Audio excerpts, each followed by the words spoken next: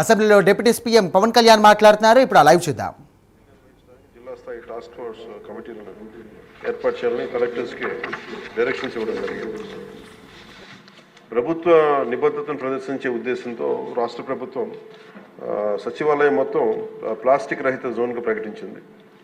ఈ ప్లాస్టిక్ సీసాలకు బదులుగా గాజు సీసాల్లో తాగునీటిని సరఫరా చేయడానికి ప్రత్యామ్నాయ ఏర్పాట్లు చేయడం. అలాగే ఆంధ్రప్రదేశ్ కాలుష్య నియంత్రణ మండలి వేరు చేయబడిన ప్లాస్టిక్ వ్యర్థాలను ప్రత్యామ్నాయ ఇంధన వనరుగా ఆల్టర్నేటివ్ ఫ్యూల్ రిసోర్స్గా ఉపయోగించేందుకు 8 సిమెంట్ కోక్ ప్రాసెసింగ్ ప్లాంట్లకు 46 ప్లాస్టిక్ వ్యర్థ రీసైక్లర్స్కి అనుమతించింది. ఏపీ పొల్యూషన్ కంట్రోల్ బోర్డు ద్వారా ఆంధ్రప్రదేశ్ ప్రభుత్వం ఒకేసారి మాత్రం వినియోగించే సింగిల్ యూజ్ ప్లాస్టిక్లు బదులుగా పర్యావరణ అనుకూల ప్రత్యామ్నాయాల వినియోగాన్ని ప్రోత్సహించాలని భాగస్వామ్య శాఖలన్నింటినీ ఆదేశించింది.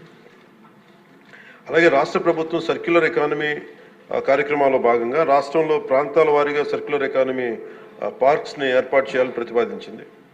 అందులో ప్లాస్టిక్ రీసైక్లింగ్ యూనిట్లు కూడా ప్రోత్సహించడం అయింది. అలాగే ఫిక్స్డ్ క్యాపిటల్పై 75% వరకు ఒక్కసారి మాత్రమే వినియోగించే ప్లాస్టిక్ అదనపు ప్రోత్సాహకాలు అందించడం ద్వారా ప్రత్యామ్నాయ బయోడిగ్రేడబుల్ వస్తువుల్ని తయారు చేసే పరిశ్రమల్ని ప్రోత్సహించడం అవుతుంది.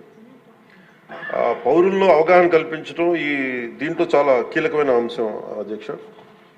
ప్రభుత్వ విధానాన్ని అమలు చేయడంలో పౌరులు కూడా చాలా క్రియాశీలక పాత్ర వహించాలి. సో ఇందాక లాస్ట్ ఫ్యూ మంత్స్గా మేము చేస్తున్న ఎక్సర్సైజ్ కానీ ఇవన్నీ ఒకసారి సభ దృష్టి కూడా తీసుకొస్తున్నాం అధ్యక్ష.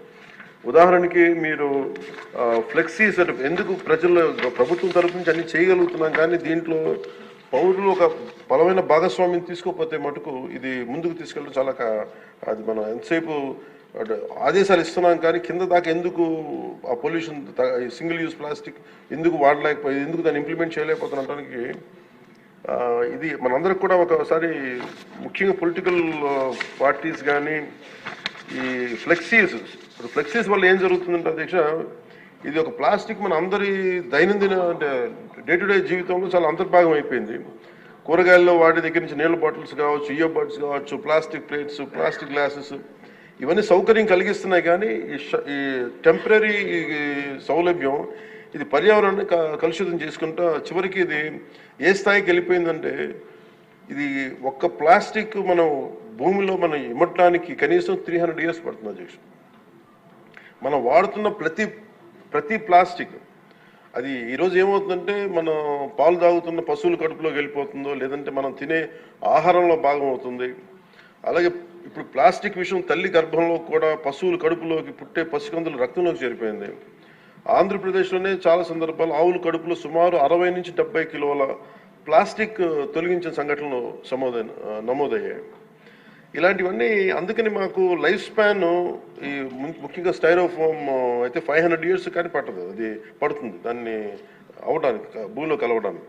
Plastic bag, plastic straw, plastic bottles minimum plastic bag 10 to 20 years, plastic straw అయితే 200 years, ప్లాస్టిక్ బాటిల్ అయితే ఏకంగా 450 పైచిలకు సంవత్సరాలు.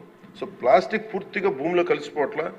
అది మోస్ట్ డేంజరస్ ఏంటంటే చిన్న ముక్కలుగా విడిపోయి మైక్రో ప్లాస్టిక్, నానో ప్లాస్టిక్స్ రూపంలో నేల, నీరు, గాల్లో ఇప్పటికీ ఉండిపోతున్నాయి.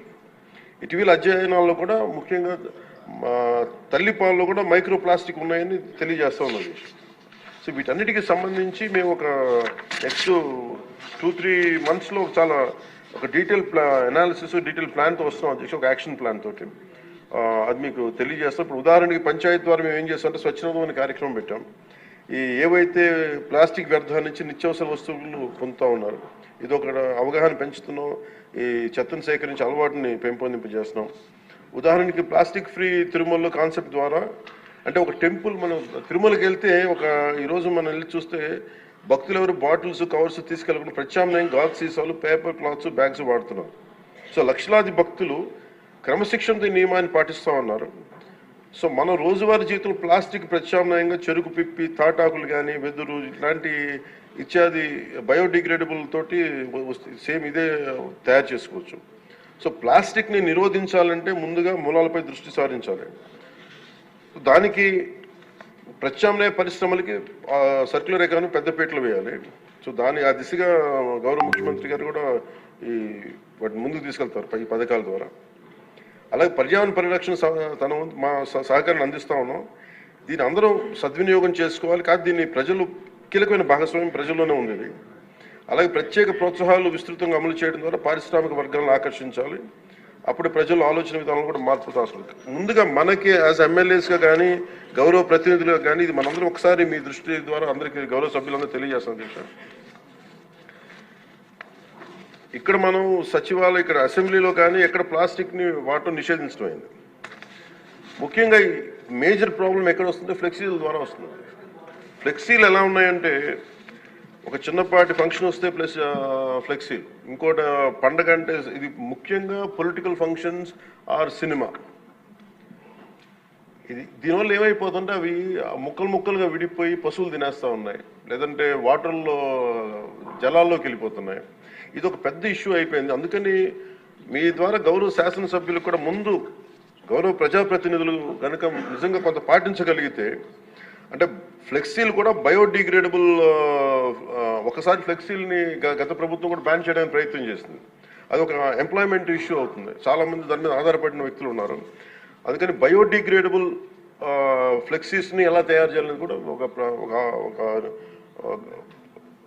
అఫీషియల్స్తో కూర్చొని దాని మీద ఒక చర్చ జరుగుతుంది. దాని మీద ఒక పాలసీ రూపొందించబోతున్నాం.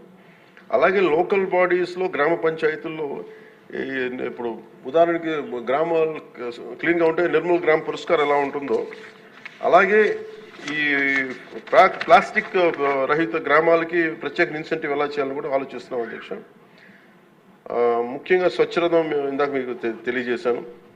ఇప్పుడు ఇన్ఫార్మల్ వ్యవస్థగా ఉన్నదాన్ని దీన్ని ఫార్మలైజ్ ఎలా చేయాలి, ఈ రద్దీ కలెక్టర్స్ దగ్గర నుంచి ఈ ర్యాక్ పికింగ్ చేసే వాళ్ళ దగ్గర నుంచి దాన్ని ఒక ఎకనామిక్ ఎంప్లాయ్మెంట్కి ఎలా చేయాలని కూడా రాష్ట్ర ప్రభుత్వం ఆలోచిస్తుంది అధ్యక్ష. అలాగే PR&RDలో దాదాపు 1.3 lakh ఉద్యోగులు ఉన్నారు. అలాగే సర్పంచ్లు కావచ్చు, ఎంపీటీసీలు కావచ్చు, లోకల్ బాడీ స్ట్రెంత్ 1.22 lakh జనం ఉన్నారు అధ్యక్ష.